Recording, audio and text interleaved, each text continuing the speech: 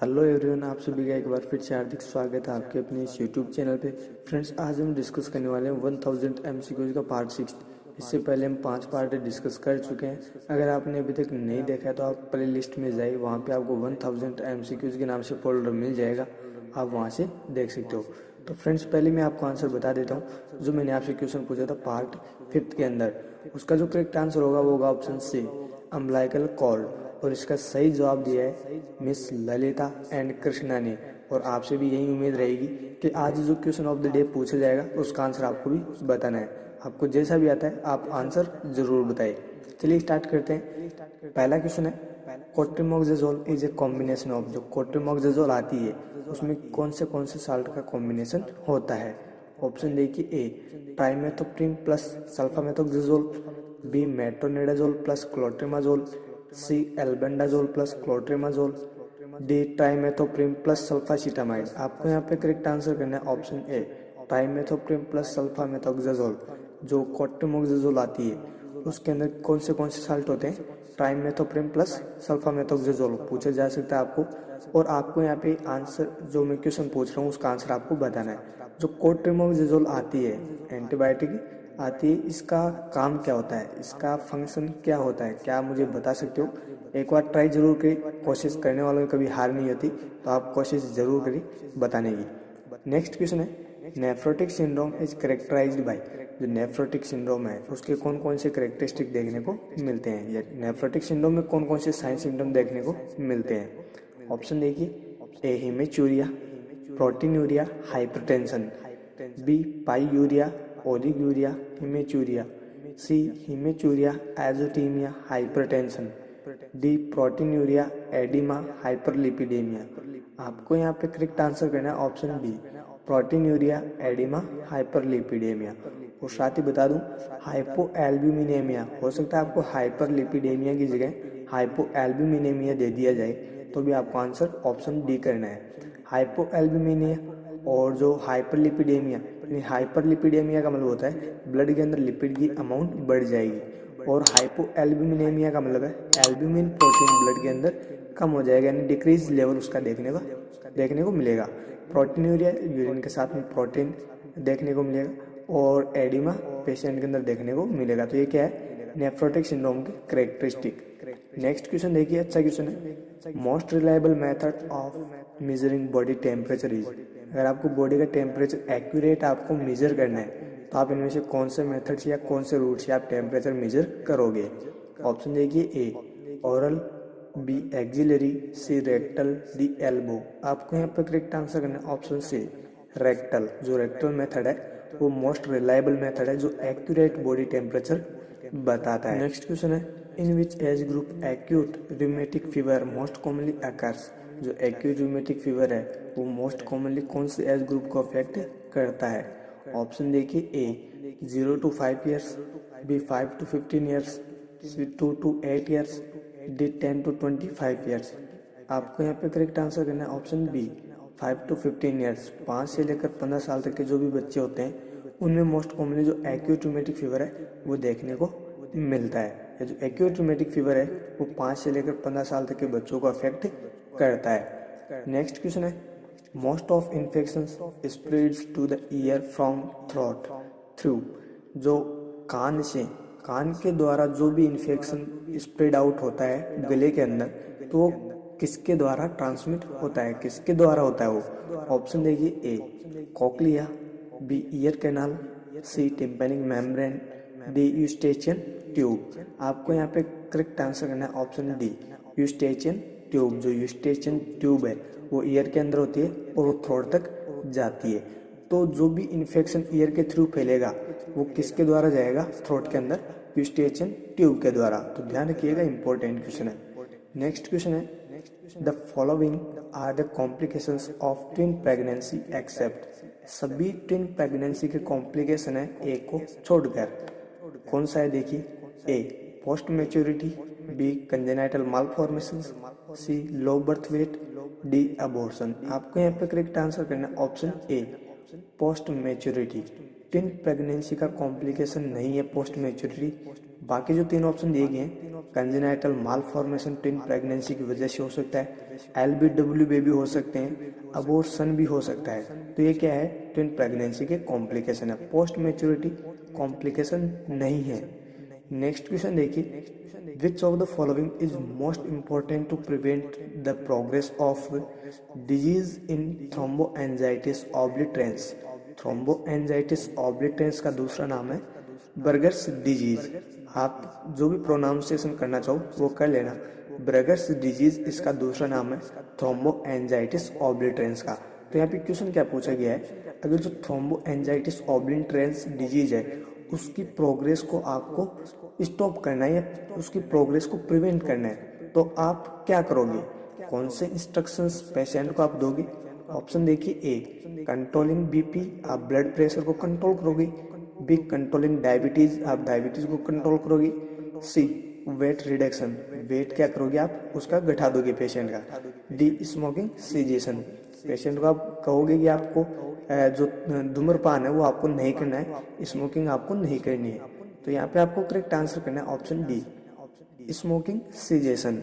जो धूम्रपान है या स्मोकिंग आप जो कर रहे हो वो आपको नहीं करनी है, नहीं तो ये जो डिजीज है वो ज्यादा बढ़ जाएगी। नेक्स्ट क्वेश्चन है, a packet of oral contraceptive pills should be started on. जो ओरल कॉन्ट्रासेप्टिव पिल्स के पैकेट आते हैं वो कब स्टार्ट किए जाते हैं। सीएचओ में ऐसे क्वेश्चंस पूछे जाते हैं। ऐसा नहीं है, जो भी क्वेश्चंस यहाँ पे बनाए गए हैं वो सभी कम्पिटिटिव एग्जाम के लिए इंपॉर्टेंट है, ध्यान रखिएगा। चाहे एमसीक्यू हो, चाहे ईएसआईसी हो, चाहे कोई भी एग्जाम हो सेंट्रल की। और जो सीएचएन के क्वेश्चंस आ रहे हैं बीच बीच के अंदर, ये सीएचओ के लिए बहुत ही अच्छे क्वेश्चन है, तो ध्यान रखिएगा, इंपॉर्टेंट है। जो ओरल कॉन्ट्रासेप्टिव पिल्स आती है, जो उसका पैकेट आता है वो कब स्टार्ट करना चाहिए। ऑप्शन देखिए, A first day of menstrual cycle, B fifth day of menstrual cycle, C seventh day of menstrual cycle, D 10th day of menstrual cycle. आपको यहाँ पे करेक्ट आंसर करना है option B fifth day of menstrual cycle. MC के 5वें दिन से start करना है ओरल कॉन्ट्रासेप्टिव पिल्स, उससे पहले आपको स्टार्ट नहीं करनी है, ना ही आपको किसी को सजेशन देना है। अगर आप किसी को सजेशन भी देते हो तो आपको कहना है जो ओरल कॉन्ट्रासेप्टिव पिल्स आप ले रहे हो वो मेंस्ट्रुअल साइकिल के 5वें दिन से स्टार्ट करनी है। नेक्स्ट क्वेश्चन है, when performing tracheostomy suctioning the nurse should withdraw the catheter after applying intermittent suction for maximum. बहुत ही अच्छा क्वेश्चन है, एम्स में ऐसे क्वेश्चन पूछे जाते हैं। अप्लाइड क्वेश्चन है, प्रायोरिटी बेस्ड क्वेश्चन है। देखिए, ट्रैकियोस्टोमी सक्शनिंग आप परफॉर्म कर रहे हो, एज ए नर्स आप ट्रैकियोस्टोमी सक्शनिंग कर रहे हो। आपको यहाँ पे पूछा गया है जो आपने इंटरमिटेंट सक्शन अप्लाई किया है उसका ड्यूरेशन आपको पूछा गया है, आप कितने समय तक जो सक्शनिंग है वो कर सकते हो। इससे ज़्यादा आपको सक्शनिंग का जो ड्यूरेशन है वो नहीं रखना है, इससे ज़्यादा आपको सक्शनिंग नहीं करनी है। ऑप्शन देखिए, ए 10 मिनट, बी 15 सेकेंड, सी 10 सेकेंड, डी 15 मिनट। आपको यहाँ पे करेक्ट आंसर करना है ऑप्शन सी 10 सेकेंड। 10 सेकेंड से ज़्यादा आपको इंटरमिटेंट सक्शनिंग नहीं करनी है। हो सकता है पेशेंट को एपनिया डेवलप हो जाए, हो सकता है पेशेंट कोमा में चला जाए क्योंकि रेस्पिरेशन वगैरह है, वो सीजेशन हो सकता है। इसलिए आपको 10 सेकेंड से ज़्यादा सक्शनिंग नहीं करनी है। अगर आप कैथेटर आपने इंसर्ट किया है और आप सक्शनिंग कर रहे हैं तो आपको ध्यान रखना है 10 सेकेंड से ज़्यादा आपको अंदर उस सक्शन कैथेटर को नहीं रखना है। सिर्फ 10 सेकेंड होने से पहले पहले वापस बाहर निकाल लेना है। तो ये आपको ध्यान रखना है, जब भी आप क्लिनिकल फील्ड में काम करो तो भी आपको ध्यान रखना है। नेक्स्ट क्वेश्चन है, during intrauterine life rate of fetal blood flow through the placenta is about. जो इंट्रायूटेराइन लाइफ होती है एक बच्चे की, उस इंट्रायूटेराइन दौरान जो लाइफ है उसके दौरान जो फिटल ब्लड फ्लो रेट होती है वो प्लेसेंटा के अंदर कितनी होती है। ऑप्शन देखिए, A 400 ml per minute, B 800 ml per minute, C 200 ml per minute and D 1000 ml per minute. आपको यहाँ पे करेक्ट आंसर करना है option A 400 ml per minute. जो इंट्रायूटेराइन लाइफ के दौरान फिटस होता है उसकी जो ब्लड फ्लो की जो रेट होती है वो कितनी होती है, 400 ml per minute. Next question देखिए, बहुत ही इंपॉर्टेंट क्वेश्चन है। क्वेश्चन कैसे भी आपको पूछा जा सकता है, आपको 4 लाइन बना के पूछे, चाहे आपको 3 लाइन बना के पूछे, चाहे फिर आपको एक सिंगल लाइन में पूछे। इंपॉर्टेंट क्वेश्चन है। क्वेश्चन क्या है देखिए, hepatitis A is caused by. जो हेपेटाइटिस ए होता है वो किसके द्वारा कॉज होता है, किसके द्वारा ट्रांसमिट होता है। ऑप्शन देखिए A due to addiction of drug के एडिक्शन की वजह से, B due to use of contaminated water, अगर कंटामिनेटेड वाटर का कंटिन्यूस कोई पर्सन यूज करता है तो उसकी वजह से, C due to infected blood transfusion, अगर इन्फेक्टेड ब्लड ट्रांसफ्यूज कर दिया जाए तो उसकी वजह से, डी ड्यू टू डायलाइसिस, अगर किसी पर्सन का डायलाइसिस किया गया है तो उसकी वजह से हेपेटाइटिस ए हो सकता है। आपको यहाँ पे करेक्ट आंसर करना है option B due to use of contaminated water, अगर कोई person contaminated water continuous use कर रहा है तो उसकी वजह से पर्सन के अंदर हेपेटाइटिस ए डेवलप हो सकता है। और आपको पता होगा इसका जो ट्रांसमिट होने का रूट है वो क्या है, Fico oral route, Fico oral route, ध्यान रखना इंपॉर्टेंट है। ये फिको ओरल रूट से क्वेश्चंस बार बार पूछे हुए हैं, लेकिन ये ऐसा क्वेश्चन आपको पूछा जा सकता है जो मैंने अभी आपको बताया है। नेक्स्ट क्वेश्चन देखिए, at which age a child starts to recognise his mother, important question है। एक जो बच्चा होता है वो कौन सी उम्र तक अपनी माँ को जानने लग जाता है, यानी कि वो रिकॉग्नाइज करने लग जाता है। ऑप्शन देखिए ए 2 months, बी 3 months, सी 6 months, डी 7 months। आपको यहाँ पे करेक्ट आंसर करना है ऑप्शन बी 3 months। जब बच्चा 3 महीने का होता है तो वो अपनी माँ को जानने लग जाता है, यानी कि रिकॉग्नाइज करने लग जाता है। उसके बाद वो कभी नहीं बोलता है कि माँ दूसरी है या ये है। 3 महीने पे बच्चा समझने लग जाता है कि ये मेरी माँ है। ओके, नेक्स्ट क्वेश्चन है, इंपॉर्टेंट क्वेश्चन है, Pap smears is used for screening of which of the following, जो पेप स्मीयर है वो किसकी स्क्रीनिंग करने के लिए यूज लिया जाता है, किसके अंदर यूज लिया जाता है पेप स्मीयर। ऑप्शन देखिए, A endometrial cancer, B cervical cancer, C ovarian cancer, D breast cancer. आपको यहाँ पे करेक्ट आंसर करना है ऑप्शन बी सर्वाइकल कैंसर। अगर किसी पर्सन को सर्वाइकल कैंसर होता है और उसको डिटेक्ट करना है या स्क्रीनिंग उसकी करनी है तो आपको पेप स्मीयर करना पड़ेगा। नेक्स्ट क्वेश्चन है, concentration of xylocaine which is used for spinal anaesthesia is, important है। अगर स्पाइनल एनेस्थेसिया के दौरान जो जाइलोकेन की कंसंट्रेशन यूज ली जाती है वो कितनी ली जाती है। ऑप्शन देखिए, ए 5%, बी 10%, सी 2%, डी 1%। आपको यहाँ पे करेक्ट आंसर करना है ऑप्शन ए 5%, 5% होती है उसकी कंसंट्रेशन। जो जाइलोकेन यूज ली जाती है स्पाइनल एनेस्थेसिया के दौरान वो कितनी होती है, 5% कंसंट्रेशन होती है जाइलोकेन की। नेक्स्ट क्वेश्चन देखिए, a disorder of thought in which patient has a false and fixed belief that members of his family are trying to kill him is, कि आपके 2 क्वेश्चन यहाँ पे तैयार हो जाएंगे। एक तो डिल्यूजन की क्या दे रखी है definition, false and fixed belief किस में देखा जाता है, कौन से थॉट के डिसऑर्डर में देखा जाता है, डिल्यूजन के अंदर। और आगे क्वेश्चन में क्या पूछा गया है, जो पर्सन है उसको ऐसा लगता है कि जो मेरे फैमिली मेम्बर है वो क्या कर रहे हैं, मुझे मारने की कोशिश कर रहे हैं। तो ऐसे थॉट्स है जो पेशेंट साइकेट्रिक पेशेंट्स होते हैं उनके अंदर क्या हो रहे हैं, डेवलप हो रहे हैं। तो वो आप बता रहा है कि मेरे को ये घर वाले हैं वो मारना चाहते हैं। तो ये किस प्रकार का डिसऑर्डर है आपसे पूछा गया है।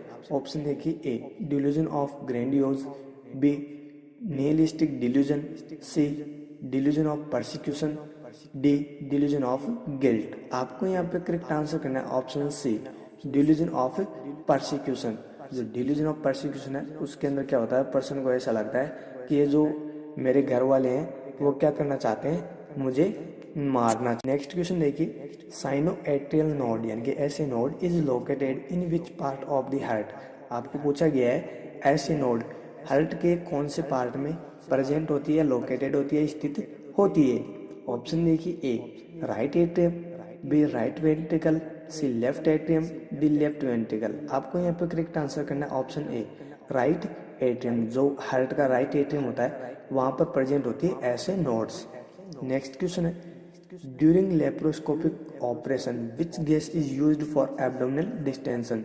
जो लेप्रोस्कोपिक ऑपरेशन किए जाते हैं उनके दौरान जो गैस यूज ली जाती है एब्डोमिनल डिस्टेंशन के लिए वो गैस कौन सी यूज ली जाती है, इंपॉर्टेंट क्वेश्चन है।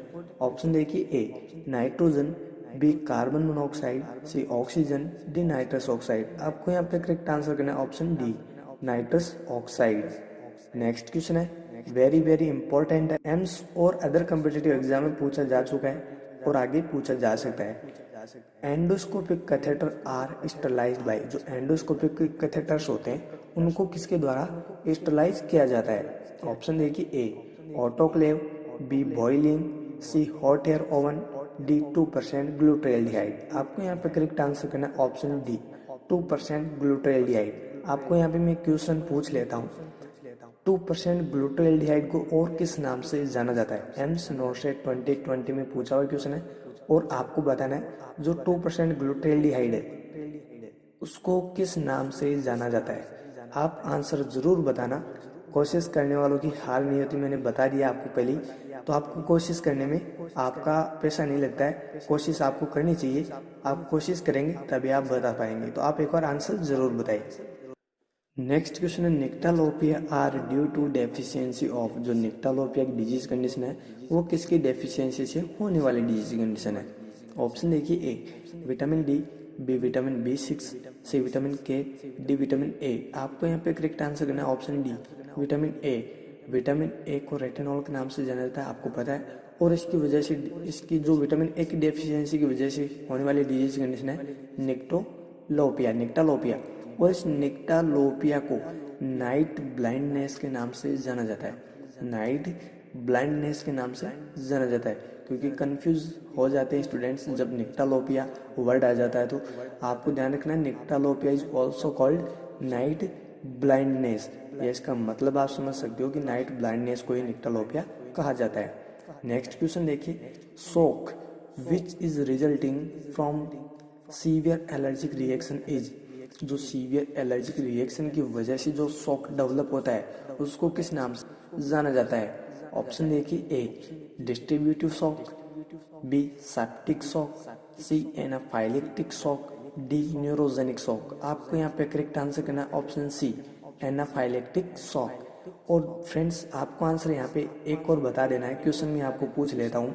क्वेश्चन ये है, अगर किसी को एनाफाइलेक्टिक रिएक्शन हुई है, किसी पर्सन को एनाफाइलेक्टिक रिएक्शन हुई है, तो एज ए नर्स आप कौन सी ड्रग प्रोवाइड करोगे? उस पेशेंट को आप कौन सी ड्रग सबसे पहले प्रोवाइड करोगे? अगर किसी पर्सन को एनाफाइलेक्टिक शॉक हो जाता है या एनाफाइलेक्टिक रिएक्शन हो जाती है तो आप कौन सी ड्रग उस पेशेंट को प्रोवाइड करोगे? बार बार ये क्वेश्चन कॉम्पिटिटिव एग्जाम्स में पूछा जाता है, आपको आंसर बताना है। एक बार आंसर आप जरूर बताइए, जैसा भी आपको आता है बताइए जरूर आंसर। नेक्स्ट क्वेश्चन है, which statement is true regarding cephalosporin. इसमें पूछा गया है कौन सा एक वो स्टेटमेंट है जो सिफेलोस्पोरिन के लिए सही है। ऑप्शन देखिए, A they are beta lactam antibiotic, B they are bactericidal, C they have wider spectrum of activity than penicillins, D all of the above. आपको यहाँ पे करेक्ट आंसर करना है option D all of the above. जो cephalosporin है, cephalosporin वो क्या है? बीटा लैक्टम एंटीबायोटिक है, बीटा लैक्टम एंटीबायोटिक है। बैक्टीरियोसिडल इसका एक्शन होता है। बैक्टीरियोसिडल का मतलब जानते हो आप? बैक्टीरियोसिडल का मतलब होता है बैक्टीरियाज को किल करने वाली ड्रग। और एक और होता है बैक्टीरियोस्टेटिक। बैक्टीरियोस्टेटिक का मतलब होता है बैक्टीरियाज की ग्रोथ को रिड्यूस कर दिया, उसकी जो ग्रोथ है उसको स्टॉप कर दिया। तो आप दोनों में कंफ्यूज नहीं होना, बैक्टीरियोसिडल एंड बैक्टीरियोस्टेटिक, क्योंकि बार बार कम्पिटिटिव एग्जाम में भी पूछ लिया जाता है और क्लिनिकल फील्ड में भी पूछ लिया जाता है। नेक्स्ट है wider spectrum of activity than penicillin. जो पेनिसिलिन एंटीबायोटिक है उससे ज़्यादा स्पेक्ट्रम की उसकी एक्टिविटी होती है सिफेलोस्पोरिन की। तो ये इंपॉर्टेंट क्वेश्चन है, अच्छे से याद रखना।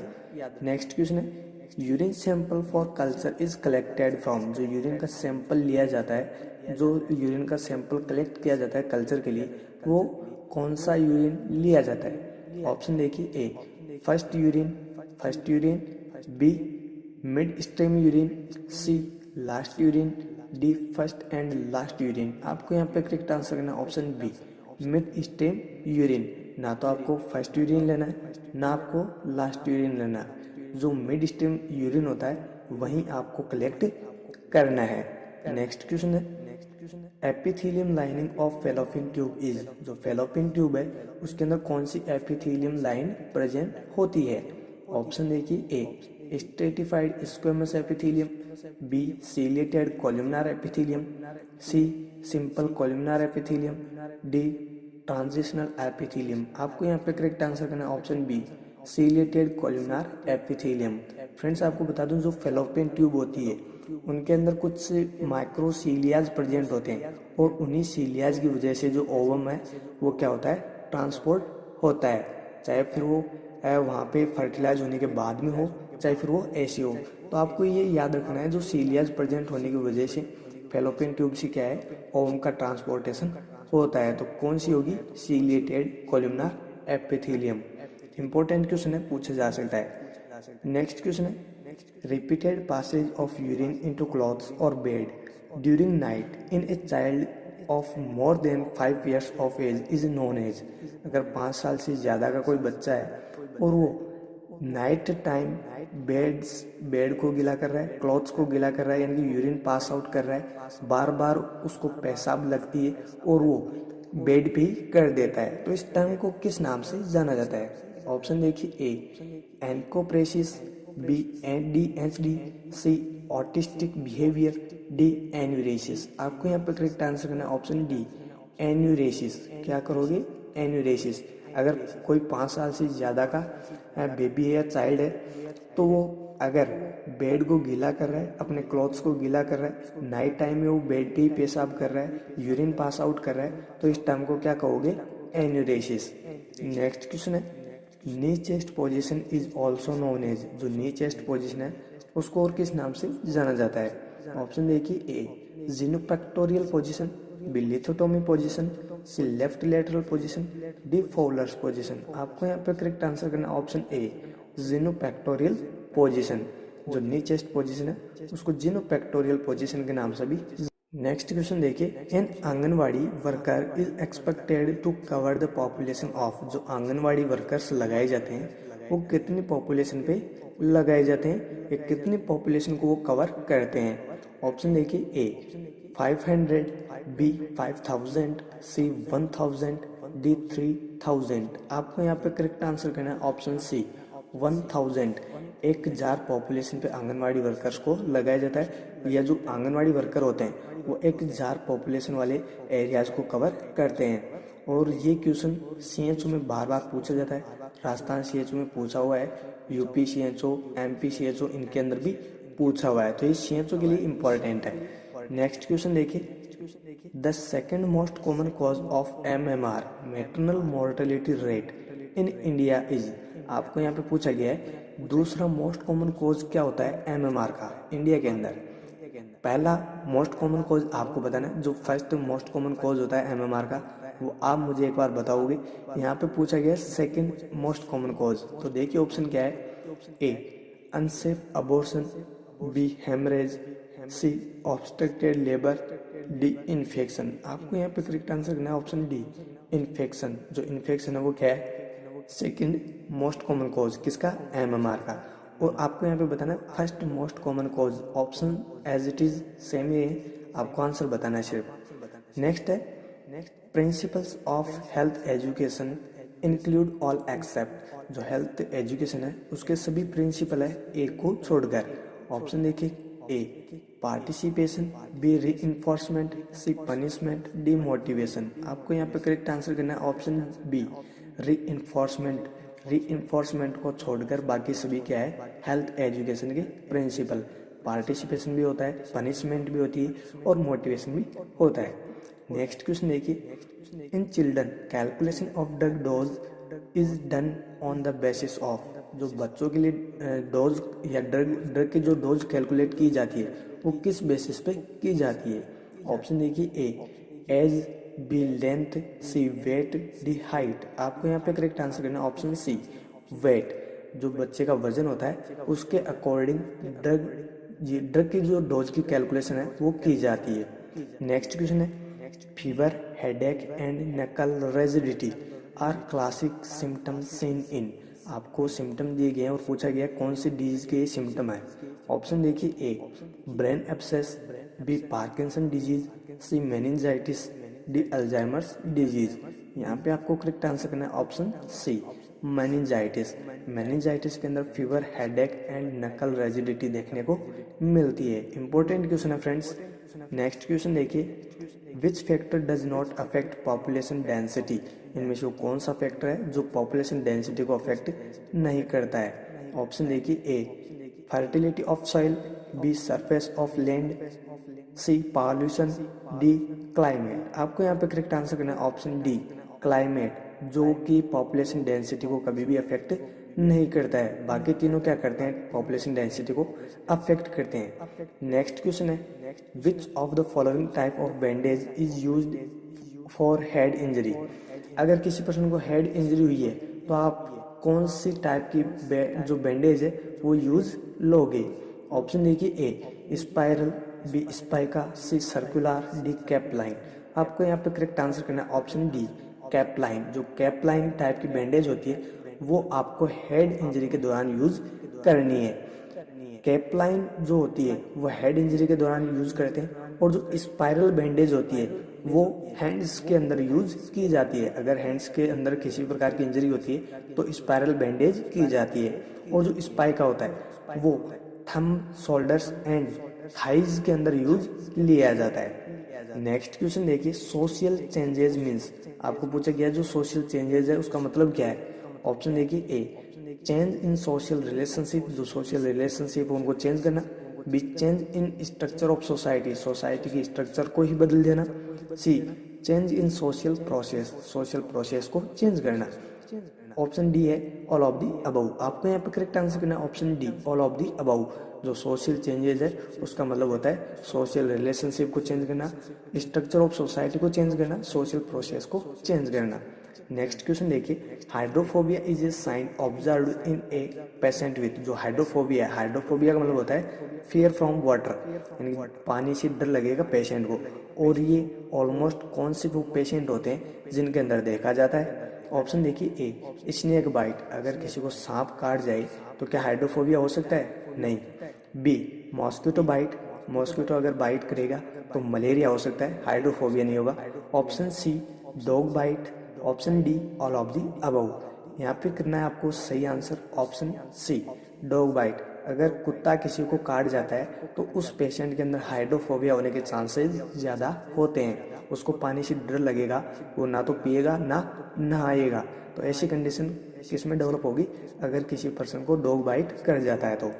नेक्स्ट क्वेश्चन है, the drug of choice for treatment of generalised anxiety is. जो जनरलाइज्ड एंजाइटी होती है उसके लिए कौन सी ड्रग ऑफ चॉइस यूज ली जाती है ट्रीटमेंट के दौरान। ऑप्शन देखिए, A lithium, B imipramine, C haloperidol, D benzodiazepines. आपको यहाँ पर करेक्ट आंसर करना है option D benzodiazepines. Benzodiazepines generalised anxiety को ट्रीट करने के लिए ड्रग ऑफ चॉइस यूज ली जाती है। और जो लिथियम है वो मेनिया को ट्रीट करने के लिए ड्रग ऑफ चॉइस यूज ली जाती है। फ्रेंड्स आपको बताना है जो इमिप्रामाइन ड्रग है वो किसकी ड्रग ऑफ चॉइस है। आप एक बार कमेंट करके आंसर जरूर बताइए, जैसा भी आपको आता है आप आंसर जरूर बताइए। जो इमिप्रामाइन है वो किसकी drug of choice. Next question है, indications of caesarean section include except. जो सी सेक्शन डिलीवरी के दौरान किया जाता है वो क्यों किया जाता है, उसका क्या पर्पज है, क्या उसका इंडिकेशन है, ये आपसे पूछा गया है। एक को छोड़कर सभी उसके इंडिकेशन होते हैं सी सेक्शन करने के। ऑप्शन देखिए, A central placenta praevia, B vaginal atresia, C twin pregnancy, D contracted pelvis. आपको यहाँ पे करेक्ट आंसर करना है ऑप्शन सी ट्विन प्रेगनेंसी। अगर ट्विन प्रेगनेंसी होती है तो उसमें सी सेक्शन करने की जरूरत नहीं होती है। बाकी जो सेंट्रल प्लेसेंटा प्रीविया है अगर हो जाता है तो सी सेक्शन करने की जरूरत पड़ेगी। वेजाइनल एट्रेजिया हो जाता है तो जो बेबी है वो डिलीवर नहीं हो पाएगा नॉर्मली, तो उसमें फिर सी सेक्शन करना पड़ेगा। अगर कॉन्ट्रैक्टेड पेल्विस है तो उस कंडीशन में भी जो बेबी है वो पास आउट नहीं हो पाएगा वेजाइना के थ्रू, तो उसमें भी सी सेक्शन करना पड़ेगा। तो ये अच्छा क्वेश्चन है, याद रखना। नेक्स्ट क्वेश्चन है, while giving enema height of enema can from anus should be। जब एनिमा किसी पर्सन को आप देते हो तो उस टाइम एनस से एनिमा कैन की हाइट कितनी होनी चाहिए, कितनी ऊंचाई पे वो एनिमा कैन आपको लगाना है। इंपॉर्टेंट क्वेश्चन है, बार बार सभी कम्पिटेटिव एग्जाम में ये क्वेश्चन पूछा हुआ है। ऑप्शन देखिए, ए 15 सेंटीमीटर, बी 35 सेंटीमीटर, सी 55 सेंटीमीटर, डी 45 सेंटीमीटर। आपको यहाँ पे करेक्ट आंसर करना है option D 45 centimetre. 45 centimetre minimum उसकी हाइट होनी चाहिए। एनिमा कैन से एनस की हाइट 45 सेंटीमीटर होनी चाहिए। पूछा जा सकता है क्लिनिकल फील्ड में भी ऐसे क्वेश्चंस पूछे जाते हैं, स्किल टेस्ट में भी ऐसे क्वेश्चंस पूछे जाते हैं, तो आप याद रखिएगा, इंपॉर्टेंट है। नेक्स्ट क्वेश्चन है assessment of A unconscious patient is done by. अगर किसी अनकॉन्शियस पेशेंट का आप असेसमेंट करोगे तो आप कैसे करोगे? ऑप्शन देखिए, A Apgar score, B partograph, C GCS, D Kernig sign. आपको यहाँ पे करेक्ट आंसर करना है option C GCS, Glasgow coma scale से आपको क्या करना है? असेसमेंट करना है। अगर कोई अनकॉन्शियस पेशेंट आपके पास में है तो आपको जीसीएस से ही उसका असेसमेंट करना होगा। और जो कर्निंग साइन है वो क्या है? मेनिंजाइटिस के अंदर देखा जाता है। पार्टोग्राफ डिलीवरी के दौरान किया जाता है और अप्गार स्कोर बच्चे की जो भी एक्टिविटी उसको असेस करने के लिए किया जाता है। Next question, indication for emergency contraceptions include. जो इमरजेंसी कॉन्ट्रासेप्शंस यूज ली जाती है उसके क्या क्या इंडिकेशन है? ऑप्शन देखिए, ए अनप्रोटेक्टेड सेक्सुअल इंटरकोर्स। अगर कोई पर्सन जो भी कपल है वो अनप्रोटेक्टेड अगर सेक्सुअल इंटरकोर्स करते हैं तो उस दौरान इमरजेंसी कॉन्ट्रासेप्टिव बिल्कुल ले सकते हैं। ऑप्शन बी रेप, अगर किसी का रेप होता है तो वो भी इमरजेंसी कॉन्ट्रासेप्शंस यूज कर सकती है। सी फेलियर ऑफ कॉन्ट्रासेप्टिव डिवाइस, अगर कॉन्ट्रासेप्टिव डिवाइस किसी महिला ने लगा रखी है और वो फेल हो जाए तो वो महिला भी इमरजेंसी कॉन्ट्रासेप्टिव है उसका यूज कर सकती है। D all of the above. आपको यहाँ पे करेक्ट आंसर करना है ऑप्शन डी, जो इमरजेंसी कॉन्ट्रासेप्टिव है वो सभी कंडीशन के लिए यूजफुल है। जो तीनों कंडीशन मैंने आपको बताई ABC, वो क्या है? उनके लिए यूजफुल है। नेक्स्ट क्वेश्चन देखिए और लास्ट क्वेश्चन आज का, उसके बाद में क्वेश्चन ऑफ द डे मिलेगा जिसका आंसर आपको बताना ही बताना है। क्या है question? The formula of cardiac output is. Cardiac output का आपको फॉर्मूला पूछा गया है। ऑप्शन देखिए, ए CO का मतलब होता है कार्डिक आउटपुट। आगे है उसमें CO stroke volume by heart volume. B देखिए CO stroke volume into heart sound. C CO stroke volume plus heart volume. D CO stroke volume into heart volume. आपको यहाँ पे करेक्ट आंसर करना है option D CO मतलब cardiac output, stroke volume into heart volume. जो stroke volume होती है उसको मल्टीप्लाई करना है हार्ट वॉल्यूम से, तो आपके पास में रेंज क्या आएगी? Cardiac output. आपको कार्डिक आउटपुट अगर निकालना है तो स्ट्रोक वॉल्यूम को हार्ट वॉल्यूम से मल्टीप्लाई करके आप निकाल सकते हो। इंपॉर्टेंट क्वेश्चन ये भी पूछा जा सकता है। फ्रेंड्स, ये रहा क्वेश्चन ऑफ द डे जिसका आपको बेसब्री से इंतजार था, काफी समय से आपको इंतजार था, तो ये आपके सामने आ गया है question of the day. Which of the following drug is withheld if the patient pulses is less than 60 per minute? बहुत ही अच्छा क्वेश्चन है। अगर किसी पेशेंट की पल्स रेट जो है वो 60 पर मिनट से कम है, अगर 60 पर मिनट से कम है पल्स, तो आपको कौन सी वो ड्रग है जिसको आपको स्टॉप कर देनी है, विथहेल्ड कर देनी है? ऑप्शन देखिए, ए डोपामाइन, बी डोब्यूटामाइन, सी फानिटोइन, डी डाइजोक्सिन। आपको करेक्ट आंसर बताना है, आपको करेक्ट आंसर बताना है। आपको जैसा भी आता है आप आंसर जरूर बताइएगा। प्रीवियस जो पार्ट में मैंने क्वेश्चन पूछा था उसका सही जवाब दिया था ललिता एंड कृष्णा बेनीवाल ने। Thank you so much Lalita and Krishna. और मैं सभी से एक ही रिक्वेस्ट करूंगा कि आप भी आंसर दिया करो, जैसा भी आपको आता है आप आंसर जरूर बताया करो। फिर मिलेंगे फ्रेंड्स एक नए वीडियो के साथ, तब तक के लिए thank you so very much.